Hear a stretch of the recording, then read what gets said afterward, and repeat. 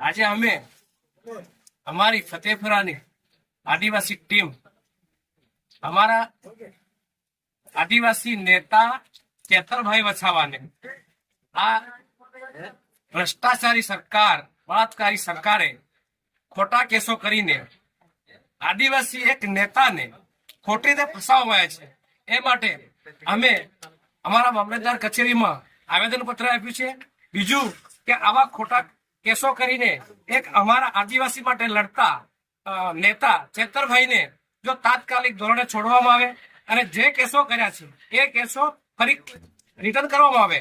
અને જો આવું ના થાય તો આ સરકાર અને પ્રશાસન કાન ખોલીને સાંભળી લે કે ઉમરગામથી અંબાજી સુધીના આદિવાસીઓ એક સાથે નકળીને રસ્તા રોકો આંદોલન પણ કરીશું.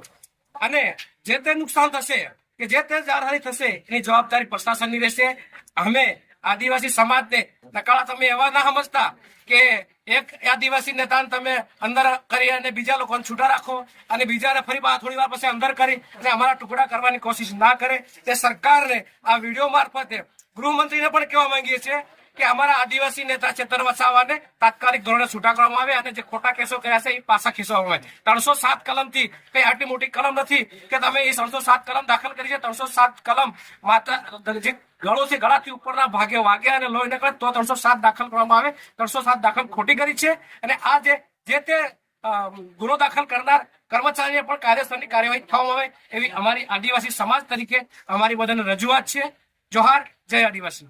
આદિવાસીના મસીહા, આદિવાસીના ટાઈગર, આદિવાસીના પડતર પ્રશ્નોના સામે હંમેશના માટે આદિવાસીઓના હિતમાં જે પ્રશ્નો ઉપાડનાર એવા દેડિયાપાડાના ધારાસભ્ય અને આદિવાસી સમાજના એક સનિષ્ઠ નેતા કે જે ચૈતરભાઈ વસાવા કે જેમને એક સામાન્ય અરજીને મોટું સ્વરૂપ આપી અને જેલની પાછળ ધકેલી દેવામાં આવ્યા છે.